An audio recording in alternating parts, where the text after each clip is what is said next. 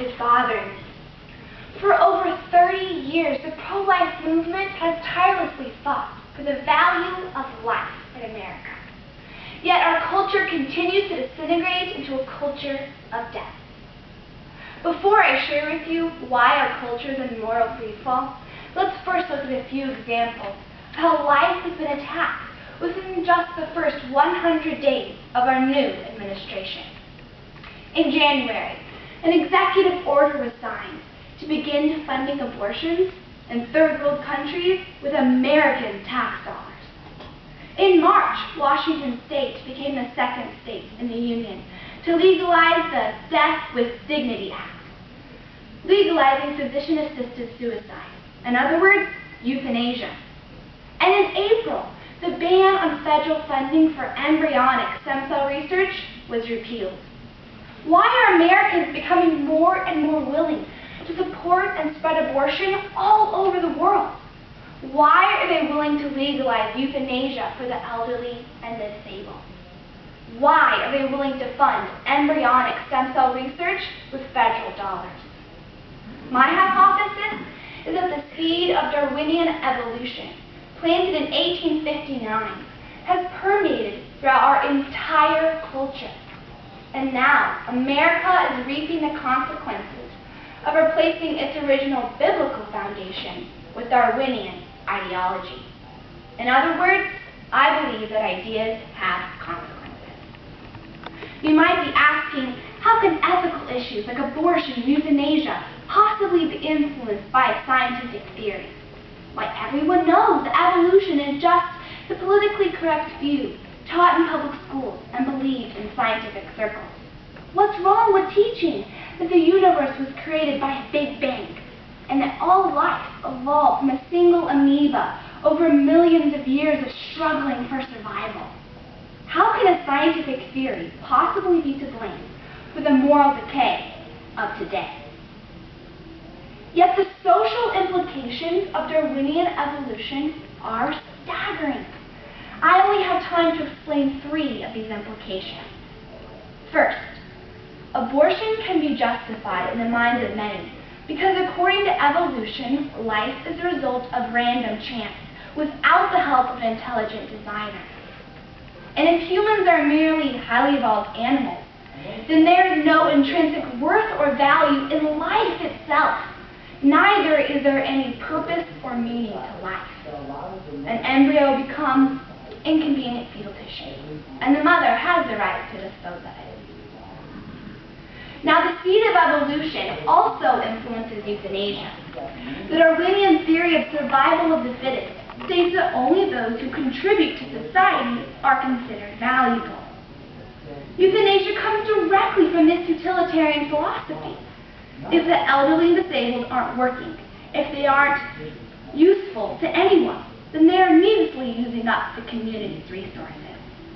As Charles Dickens, contemporary of Darwin, sarcastically wrote to his infamous character Scrooge, they had better die and decrease the surplus population. Furthermore, the seed of evolution also influences embryonic stem cell research. The defense for this research comes from the evolutionary philosophy of the greatest good for the greatest number. What's the harm in destroying embryos, someone might say? The research will hopefully, eventually, someday, be able to cure hundreds of diseases. Doesn't the end justify the means?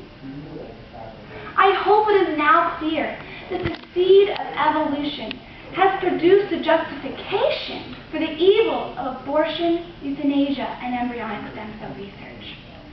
For if man is merely an animal, why should he be treated any differently when his life is deemed no longer worth living? A prominent historical figure who wholeheartedly believed Darwin's theory of evolution was Adolf Hitler.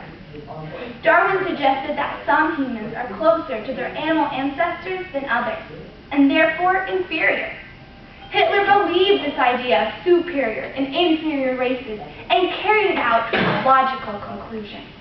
As a result, 11 million of these lower, inferior races, the Jews, the Poles, the Gypsies, and the handicapped, were all cruelly murdered for the sole purpose of creating a pure master race.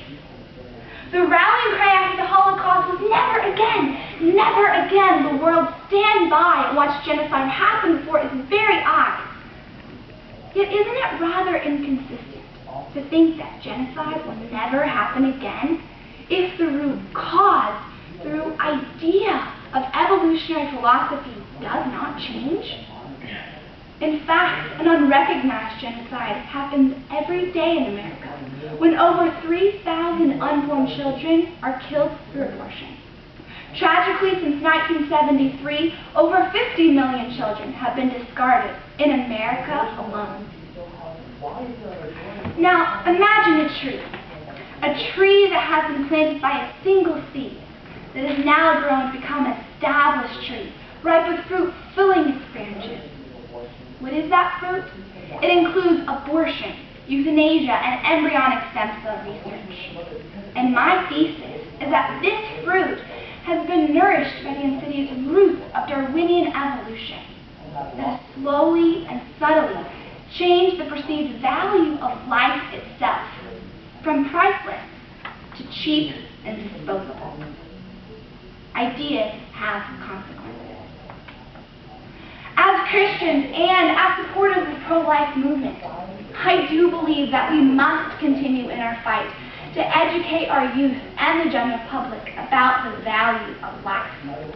But my proposal is that in our education, we also consider addressing the root of the moral decay alongside addressing the fruit, the specific pro-life issues. For when people start to view life through the perspective of a creator, they will know that all life is valuable at any age or any stage of development, whether it is seemingly useless, imperfect, or even unwanted. This is the idea that we must resolutely defend and consistently advocate, that one day we may reap a beautiful harvest of life.